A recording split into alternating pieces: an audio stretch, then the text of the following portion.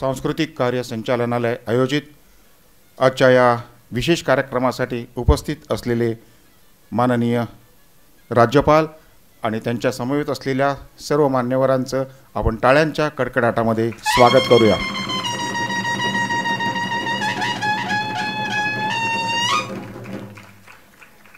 कृपया राष्ट्रगीताच्या सन्मानार्थ सगळ्यांनी उभे राहावे.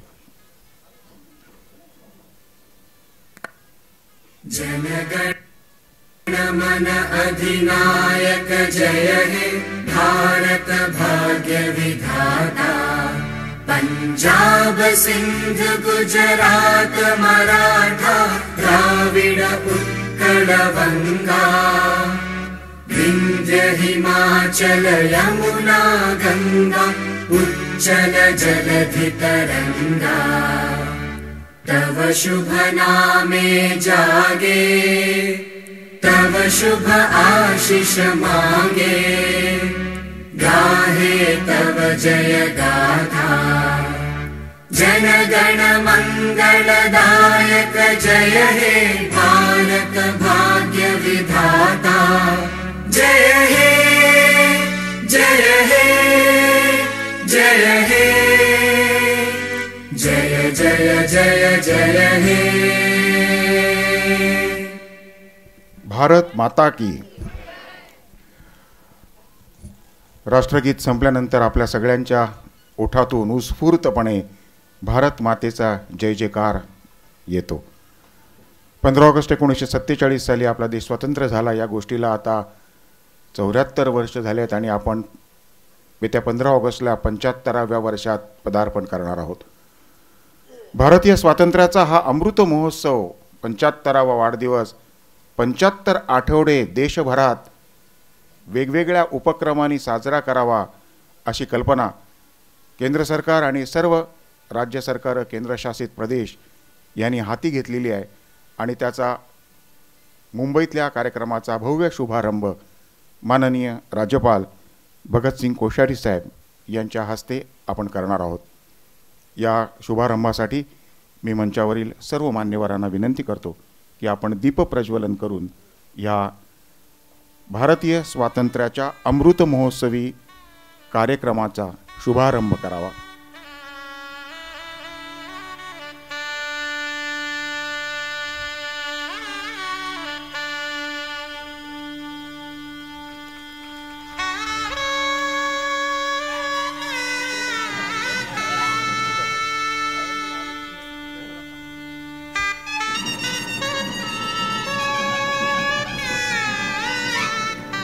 माननीय राज्यपालांसमवेत मंचावर उपस्थित असलेले सांस्कृतिक कार्यमंत्री श्री अमित विलासराव देशमुख हे देखील दीप प्रज्वलन करत आहेत.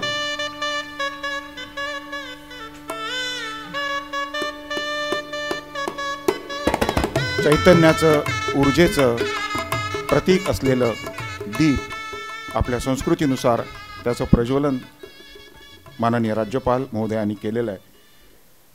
या छोटेखानी औपचारिक समारंभामध्ये मान्यवरांचं आपण स्वागत करूया.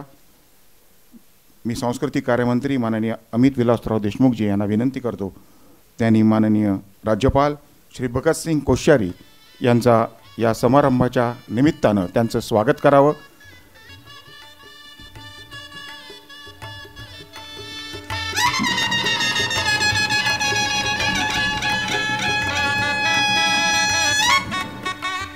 महात्मा गांधी यांच्या विचारांचा दर्शन असलेला एक ग्रंथ आणि पुष्पगुच्छ देऊन आपण त्यांचं स्वागत केलं आहे.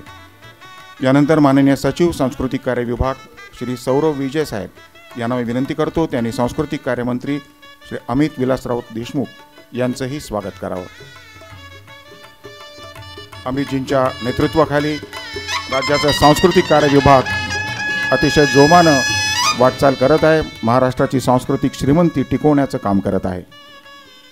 यानंतर मंचावर उपस्थित सांस्कृतिक कार्य विभागाचे सचिव माननीय श्री सौरव विजय यांचं स्वागत करण्याची विनंती मी सांस्कृतिक कार्य संचालनालयाचे संचालक श्री बिभीषण चावरे सर यांना करत आहे.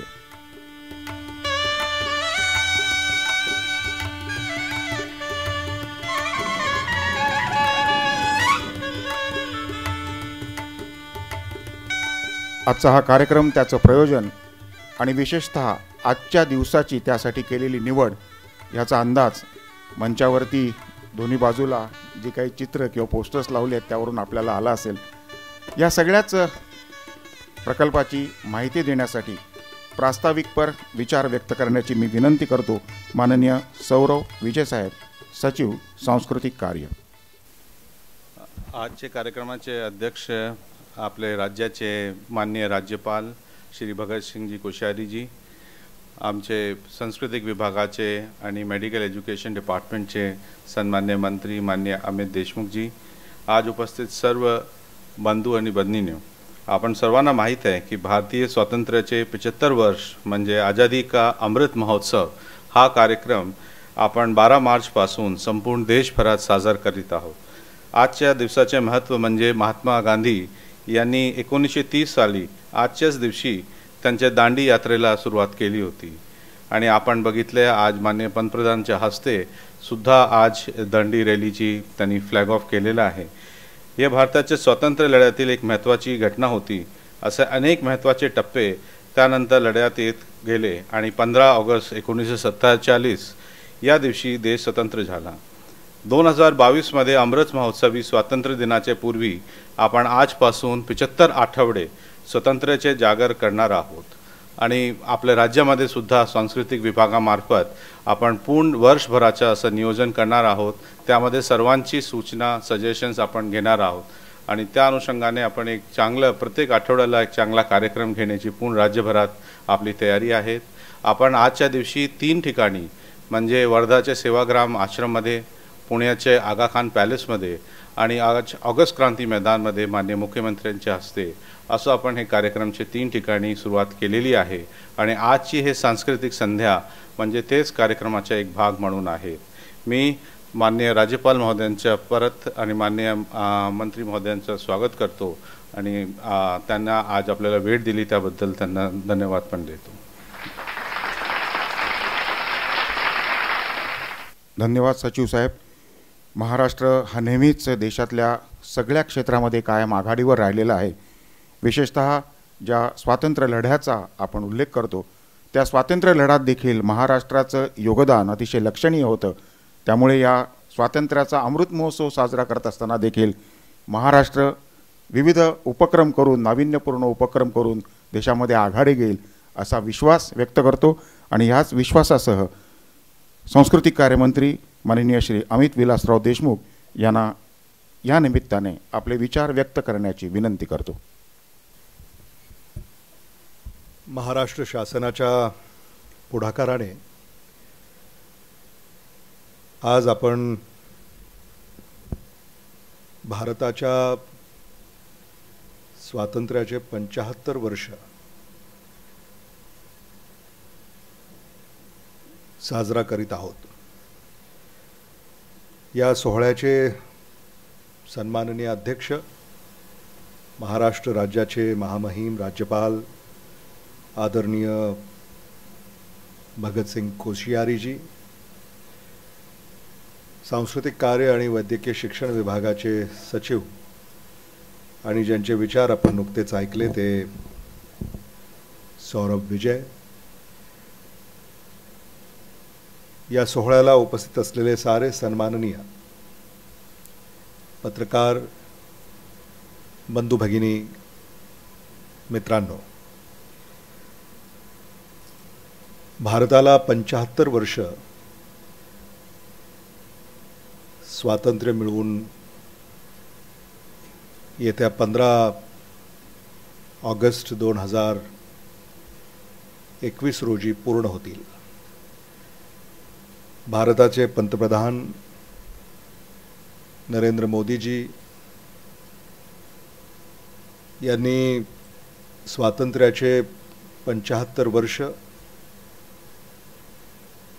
देशभर साजरा करण्याचा कार्यक्रम आखला आणि त्याचीच एक कडी आज महाराष्ट्रामध्ये, महाराष्ट्राच्या राजधानी मुंबई येथे महाराष्ट्राचे राज्यपाल महामहिम आदरणीय भगतसिंग कोश्यारीजी यांच्या शुभ हस्ते यांच्या उपस्थितीमध्ये आपण याचा शुभारंभ आज या ठिकाणी करीत आहोत. मी महाराष्ट्र शासनाच्या आणि सांस्कृतिक कार्य विभागाच्या वतीनं महाराष्ट्राचे राज्यपाल आदरणीय महामहिम भगतसिंग कोश्यारीजी यांचं आपल्या सगळ्यांच्या वतीनं मनपूर्वक स्वागत करतो आणि त्यांनी आपला अमूल्य वेळ आज सांस्कृतिक कार्य विभागाच्या या कार्यक्रमासाठी दिला त्याबद्दल त्यांचे आभारही व्यक्त करतो. सचिवांनी आत्ताच आपल्याला सांगितलं की आजपासून या कार्यक्रमाला सुरुवात होते आणि 75 आठवडे हे कार्यक्रम देशभर साजरे होणार आहेत आणि महाराष्ट्रातही हे कार्यक्रम दिमाखाने साजरे होतील हा विश्वास या निमित्तानं मी आपल्यापुढे व्यक्त करू इच्छितो. स्वातंत्र्य मिळून आपल्याला 75 वर्ष होत आली. 75 वर्ष आपल्या देशाच्या राज्याच्या जडणघडणेमध्ये ज्यांनी मोलाची भूमिका बजावली यांच्या प्रति मी आदरांजली व्यक्त करतो. स्वातंत्र्य लढ्यामध्ये ज्यांनी आपल्या प्राणांची आहुती दिली त्यांच्या स्मृतीला तर वंदन करतोच, पण हा काळ स्वातंत्र्यानंतरचा 75 वर्ष भारताची महाराष्ट्राची गौरवशाली परंपरा, या परंपरेमध्ये ज्या महान व्यक्तींनी योगदान दिलं त्या सगळ्याच महान व्यक्तींना आज आदरांजली व्यक्त करणं हे आपलं कर्तव्य आहे. आणि इथून पुढे भविष्याचा वेध घेत भारताच्या आणि महाराष्ट्राच्या प्रगतीपथावर जी नवी पिढी योगदान देईल त्या नव्या पिढीला मी आपल्या सगळ्यांच्या वतीनं शुभकामना आणि सदिच्छा व्यक्त करणं देखील महत्त्वाचं समजतो. महाराष्ट्रामध्ये जेव्हा आपण स्वातंत्र्याचे 75 वर्ष साजरे करू तेव्हा आपण सारे मिळून हे 75 वर्ष असे साजरे करू देशाला जगाला हेवा वाटावा असा हा आपला उत्सव या राज्यामध्ये साजरा झाला पाहिजे. सांस्कृतिक कार्य विभागाचे सचिव सौरभ विजय, संचालक विभीषण चौरे, उपसचिव थोरात आणि आमचे सगळेच इतर सहकारी यांच्याकडनं माझ्या अपेक्षा आहेत की भारताचे 75 वर्ष स्वातंत्र्याचे साजरे करत असताना देशामध्ये जेव्हा येणाऱ्या काळामध्ये चर्चा होईल की भारतातल्या कोणत्या राज्यामध्ये सगळ्यात चांगले कार्यक्रम घेण्यात आले त्यात महाराष्ट्राचं नाव हे क्रमांक 1 अग्रगण्य असलं पाहिजे ही अपेक्षा मी त्यांच्याकडनं या निमित्तानं व्यक्त करेन. खरं म्हणजे मी राज्यपाल महोदयांना येताच अशी विनंती केली की आपल्याही सूचना आम्हाला आवश्यक आहेत आणि त्यांनी मला असं कळवलं आहे की काही दिवसामध्ये ते वेळ देतील, आम्ही त्यांची भेट घेऊ आणि त्यांच्या सूचनांसह ह्या कार्यक्रमाची आखणी येणाऱ्या काळामध्ये आम्ही करू, त्याची अंमलबजावणी करू. महाराष्ट्राचे मुख्यमंत्री आदरणीय उद्धव ठाकरेजी, उपमुख्यमंत्री अजित पवारजी, महसूल मंत्री बाळासाहेब थोरातजी यांच्याशी देखील आमची या संदर्भाने चर्चा झालेली आहे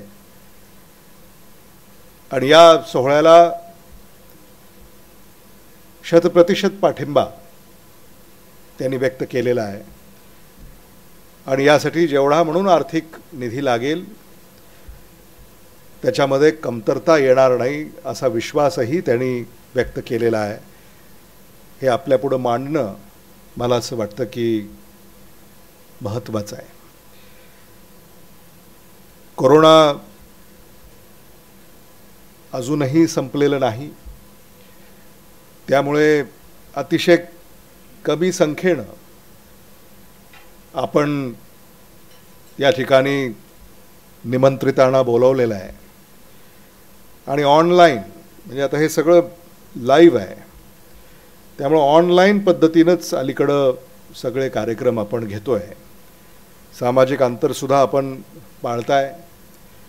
लसीकरण सुरू झालेलं आहे, ही एक चांगली बाब आहे आणि लसीकरणसुद्धा यालाही गती देणं हे येणाऱ्या काळामध्ये महाराष्ट्र सरकारच्या वतीनं हा उपक्रम, ही मोहीम आपण हाती घेतलेली आहे आणि त्याला अधिक गती देणं यासाठी आम्ही तत्परतेनं पावलं उचलत आहोत.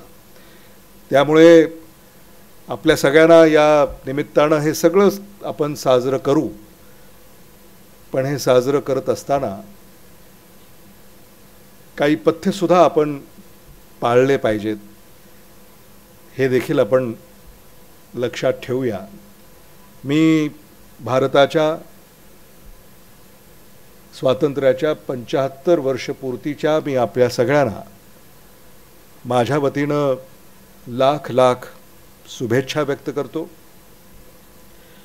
पुनश्च एकदा महाराष्ट्राचे राज्यपाल आदरणीय भगतसिंग कोश्यारीजी यांनी आपला अमूल्य वेळ आपल्याला प्रदान केला आणि या सोहळ्यामध्ये ते आपल्यामध्ये सामील झाले, याबद्दल त्यांना धन्यवाद देतो. थांबतो. जय हिंद, जय महाराष्ट्र.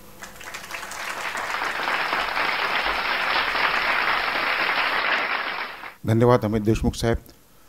आजच्या कार्यक्रमाला माननीय राज्यपाल उपस्थित आहेत.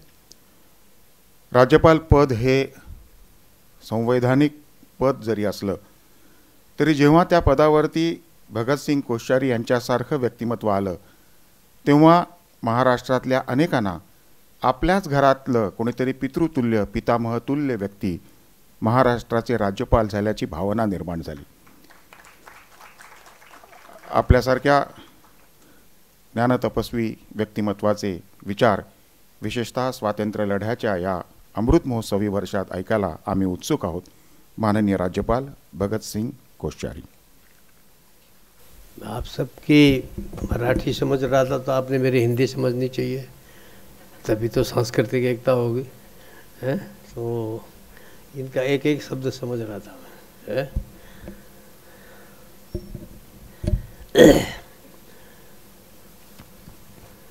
भारतीय स्वातंत्र्य के अमृत महोत्सव के अवसर पर आयोजित आज के इस कार्यक्रम में हमारे प्रदेश के स्वास्थ्य, शिक्षा और सांस्कृतिक मंत्री श्रीमान अमित देशमुख जी, मंच पर हमारी सचिव श्री सौरभ विजय जी, इसके डायरेक्टर श्री चौरी साहब, यहाँ उपस्थित सभी भाइयों बहनों और मित्रों, आप सब लोगों को मैं आगे 75वां वर्ष थोड़ी दिन बाद शुरू होगा हमारी स्वतंत्रता का, और इसलिए जैसा आज माननीय प्रधानमंत्री जी ने एडवांस में ही सब कुछ दांडी यात्रा शुरू कर दी फिर से, तो सबको बधाई भी दी, तो मैं भी आपको एडवांस में ही बधाई देता हूँ कि ये वर्ष बहुत अच्छा बीते और ये कोरोना हमसे भगे और हम आनंद से है, लेकिन भगेगा जब तुम सब लोग ना ये मास्क लगाए रखोगे. आधे से लोगों ने खोल रखा है मास्क, है। तो इसलिए ये बगेगा तब जब हम लोग अपने माँ से लगाए रखने का अभ्यास डालेंगे। तो ये इसलिए कहा कि स्वतंत्रता दिवस मनाना हो, आगे 75वां हमारा जो अमृत महोत्सव स्वतंत्रता का उसको मनाना हो, तो फिर स्वतंत्रता इतनी न रहे कि बीमारी ज़बरदस्ती हमको आ जाए, है। इसलिए इस स्वतंत्रता के वर्ष में सबसे पहले आवश्यकता क्या है, अगर हमको स्वतंत्रता का 75वां वर्ष मनाना है, अमृत महोत्सव मनाना है, प्लेटिनम जुबली मनानी है, तो स्वाभाविक है हमको अपने अतीत को याद करते हुए, हमारे स्वतंत्रता संग्राम के सेनानियों के बलिदान को याद करते हुए, उनके योगदान को याद करते हुए, और हमको अपना नया मार्ग बनाना है। आज यानी एक प्रतीकात्मक माननीय प्रधानमंत्री जी ने कि हमारे आप लोगों को ध्यान रखना चाहिए कि हिंदुस्तान में एक परंपरा है, वो परंपरा है श्राद्ध की परंपरा। हर वर्ष हम अपने पितरों का श्राद्ध मनाते हैं। यहाँ भी मनाते होंगे अमित? मनाते हैं, हाँ, सब जगह मनाते हैं, पूरे नेपाल में भी मनाते हैं। तो क्यों मनाते हैं श्राद्ध? हम उनको याद करते हैं, हम उनको याद करके और अपना आगे का रास्ता बनाते हैं। अगर हम अपने पूर्वजों को भूल जाएंगे, हमारे यहाँ परंपरा क्या है कि जब कोई मंत्र बोलता है, कोई संकल्प लेता है यूँ हाथ में, तो वो 7 पुरुषों की बात बोलता है। कौन तुम्हारे माँ थे, कौन दादा थे, हैं, सब पर का आजूबा फजूबा जितने हैं सबको जो है पूरा याद किया जाता है 7 पीढ़ी तक, दोनों ओर के, मैटरनल एंड पैरेंटल दोनों। तो एक प्रकार से इस देश की ये परंपरा है, हम अपने अतीत को भूलते नहीं हैं। अतीत में अगर हमारी कमजोरी है तो उसको भी हम याद करते हैं, क्योंकि जब अतीत को याद करेंगे, पास्ट को याद करेंगे, तो उसके गोल्डन पीरियड भी होंगे, स्वर्णिम पीरियड भी होंगे, और उसके डार्क पीरियड भी होंगे, क्योंकि मनुष्य कभी ऊपर चढ़ता है, कभी नीचे आता है। जैसे है, अब हमको पहाड़ से ला के समुद्र में डाल दिया गया है, हाँ है।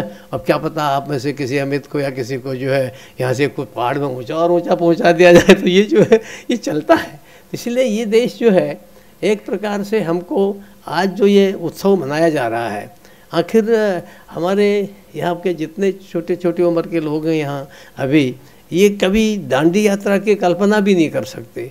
आज तो नमक क्या मिल रहा है, आज तो हमको सारी छूट है, हमको सब कुछ मिल रहा है। लेकिन उस समय की बात करें कि यानी हमको नमक पर भी टैक्स लगता था, यानी जिस पर गांधी जी ने कैसे काम किया होगा, कैसे छोटी छोटी चीज़ों को लेकर के, और उन्होंने देश में आज़ादी का बिगुल बजाया, और आम लोगों को जिस चीज़ से संबंधित हो, कैसे उन्होंने इस देश को केवल लड़ाई नहीं लड़ी, बल्कि देश को सेल्फ सफिशिएंट कैसे हो, जिसको आजकल प्रधानमंत्री जी कहते हैं आत्मनिर्भर भारत। तो गांधी जी ने तभी कल्पना की थी कि हम आत्मनिर्भर बने, सेल्फ सफिशिएंट हो। इसलिए वो स्वयं अपना तकली काटते थे, धागा काटते थे। आपको पता होगा कि आप से अगर किसी को पता हो, मोरारजी देसाई प्रधानमंत्री थे, वो गांधी जी के परम शिष्य थे, उनके साथ रहे थे। वो प्रधानमंत्री रहते हुए भी अपने कपड़े सिलने के लिए अपना खुद ही अपना चरखा चलाते थे। तो ये जो उस समय के लोगों के संस्कार थे, इन्हीं संस्कारों से संस्कृति बनती है। आज हम सांस्कृतिक महोत्सव इसमें बना रहे हैं, इस अमृत महोत्सव में, तो ये संस्कृति ऐसे बनती है। तो एक प्रकार से हमारे ये जो आज़ादी की लड़ाई है, ये भूलने लायक नहीं है। इसको अगर हम याद करते रहेंगे तो हम आगे की पीढ़ी जो है वो ये समझेगी कि देखो भाई, हम बहुत ऊंचे थे, हिंदुस्तान को सोने की चिड़िया कहते थे, है ना। लेकिन सोने की चिड़िया बनते बनते गुलाम हो गई। पहले कोई भारत से उधर इस्लाम के आए, फिर यूरोपियन आए, तो एक प्रकार से ये गोल्डन जो था ये पीरियड सब खत्म हो करके ऐसा अंधेरा पीरियड हमने देखा।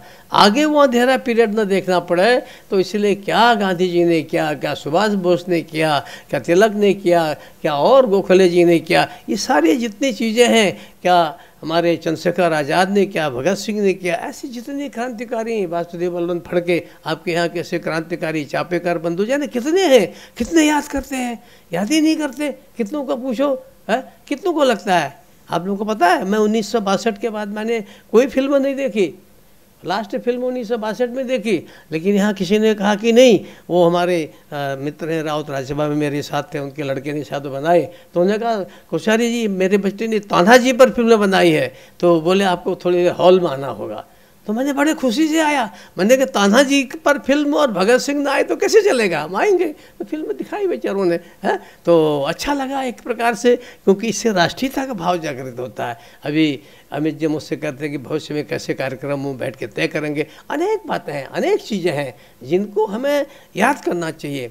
अब आप लोगों को पता है क्या, संसार में कोई भी देश ऐसा नहीं है जिस देश में हमारे महाराष्ट्र से ज़्यादा किले हैं, फोर्ट हैं।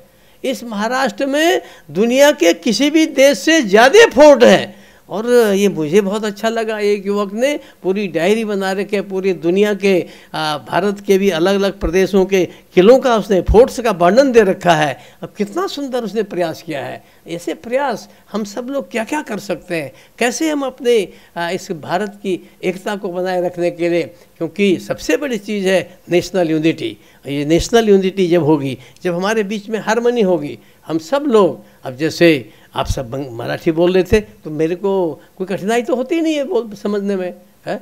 और कैसे एकता होती है, ज़रा कल्पना कीजिए कि मैं यहाँ से एकदम वहाँ से पहाड़ से आया और मुझे लगा कि नहीं ये जो महाराष्ट्र है तो मुझे अपनी ओथ जो है, शपथ जो है, शपथ विधि जो है वो मराठी में करनी चाहिए। तो मैंने बुलाया उनको पहले हिंदी में, तो हिंदी टूटी फूटी पता नहीं कैसे, अंग्रेजी का मराठी का हिंदी दोनों बात मुझे पसंद नहीं आया। मैंने कहा अंग्रेजी का लाओ, मराठी का लाओ, और लाया। तो एक कोई दिन भी नहीं लगा, एक बार पढ़ा, दो बार पढ़ा, तो मराठी में मुझे पढ़ा तो ऐसा लगा, मेरा भी अच्छा लगा और आप सबको भी अच्छा लगा कि अरे ये पहली बार यहाँ मराठी बोल दी है राज्यपाल जी ने। फिर मैं अभी गोवा में चला गया, तो गोवा में मैंने कहा क्या है भाई, कोंकणी, कोंकणी थोड़ा मराठी से बोलने में कठिन है, लेकिन मैंने कहा नहीं लाओ, शाम को गया, मैंने कहा लाओ देखते हैं जरा इसको, है। तो दूसरे दिन मैंने कोंकणी में पढ़ ली। अब मुझे कोई बोला क्या करोगे, कोश्यारी बंगाल भेज दिए, मैंने कहा अभी भेज देना, मैं बंगाली में ही पढ़ूंगा, वहाँ भी कोई दिक्कत नहीं है। अब ये जो एक एकता का भाव है, ये हमारे देश को, इसके लिए थोड़ा त्याग करना पड़ता है, परिश्रम करना पड़ता है, अपने पुराने लोगों को याद करना पड़ता है, आगे का रास्ता बनाना पड़ता है। केवल हाँ हम तो ऐसे थे, अच्छे थे, वहाँ गाने जैसे गाते रहे, इतने अच्छे थे, इससे काम नहीं चलता है।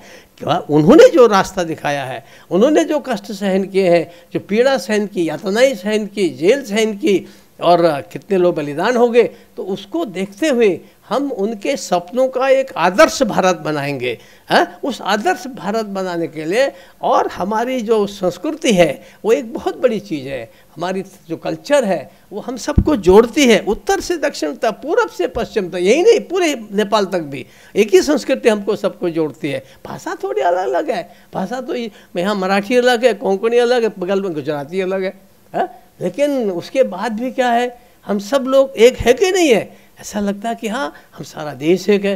यहाँ से कितने लोग हिमालय देखने जाते हैं, कहाँ कहाँ पहुँच जाते हैं, वहाँ पार करके चाइना में कैलाश मानसरोवर पहुँच जाते हैं। अब ये क्या है, ये जोड़ने की चीज़ें हैं। इसलिए आज ये जो कार्यक्रम माननीय प्रधानमंत्री जी ने रखवाए हैं, वो इसलिए रखवाए हैं, ये कोई किसी पार्टी का काम नहीं है, किसी एक व्यक्ति का काम नहीं है, ये संपूर्ण देश का काम है। कोई भी अच्छा विचार, अच्छा भी काम कोई भी हो, अब जब हम सब मिल करके करेंगे तो वो काम अच्छा होगा। और ये बड़े हर्षोल्लास से हम ये कार्यक्रम करें, कार्यक्रम के साथ साथ हमारा देश के निर्माण में क्या योगदान हो उसको भी हम सोचें। और हमारे अभी मंत्री जी कह रहे थे कि भाई हम ऐसे ढंग से मनाएं महाराष्ट्र में कि Maharashtra should be number 1, Maharashtra number 1 होना चाहिए बता रहे थे। मेरी ये शुभकामना है, आप नंबर 1 होंगे तो थोड़ा मेरा भी सीना फुला गया है, मुझे भी छाती चौड़ी हो जाएगी, है। तो इसलिए हम सब लोग सोचें, और हमारे साथी हैं और लोग हैं प्रदेश भर के, सौरभ जी खुद देखेंगे, सेक्रेटरी साहब और डायरेक्टर लोग। तो इस प्रकार के हम सांस्कृतिक कार्यक्रम भी अच्छे करें, और यहाँ कोशिश करें कि आज़ादी के संबंध में देश के विविध भागों के अगर कुछ लोगों को बुला करके कुछ अच्छे कार्यक्रम हम लोग यहाँ करा सकें, तो कि जोड़ने का काम है, ये एक दूसरे को इंटीग्रेट करने का काम है, ये तोड़ने का काम नहीं है, जोड़ने का काम है। उस जोड़ने के काम में हम आगे आएंगे। जैसे गांधी के एक आवाज़ पर पूरा देश एक हो गया था, सुभाष बोस के एक आवाज़ पर, सुभाष बोस का दिया हुआ जय हिंद का नारा आज भी हम कितने ज़ोर से बोलते हैं। भाषण खत्म हो तो महाराष्ट्र में जय हिंद, जय महाराष्ट्र ऐसे बोलते हैं। तो सुभाष बोस ने वो नारा दिया होगा तो कल्पना की होगी किसी ने कि देश में इतना प्रचलित हो जाएगा। तो एक प्रकार से हम सब लोग अपने अतीत को याद करते हुए, और हम भविष्य में कैसे अच्छे से अच्छे बने, उस दिशा में महाराष्ट्र का योगदान हो। आप सब लोग यहाँ कार्यक्रम करें, अच्छा कार्यक्रम करें, मेरी बहुत शुभकामना है, आप सबको शुभकामना है। हो सकता है मैं आपके सभी पूरे सांस्कृतिक कार्यक्रम न दे सकूँ, कि मुझे थोड़ा सा तकलीफ है, लेकिन कोशिश करूँगा आप इंजॉय करने की, देखने की। आप सबको फिर से बहुत बहुत अभिनंदन, बहुत बधाई।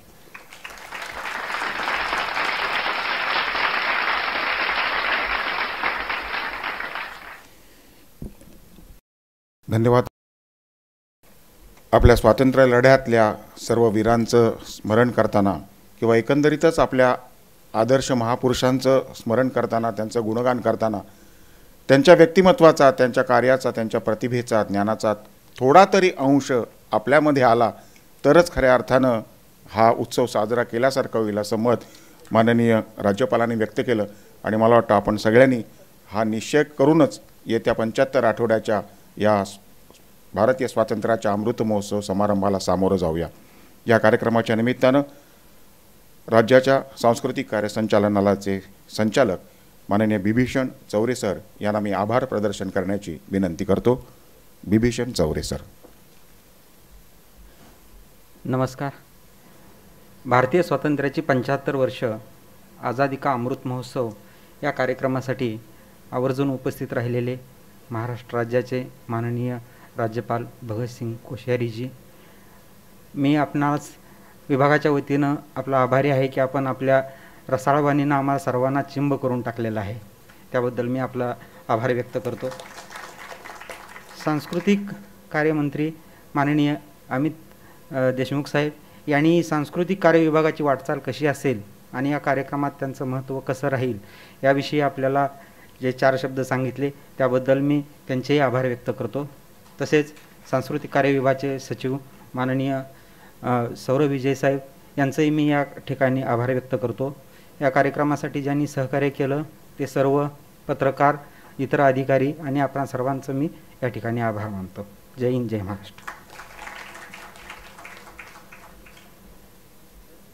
आजच्या या शुभारंभ सोहळ्याचा मंचावरचा औपचारिक कार्यक्रम आपण इथे थांबवत आहोत आणि मी माननीय राज्यपालांसह सर्व मान्यवरांना विनंती करतो त्यांनी सभागृहामध्ये आसनस्थ व्हावं।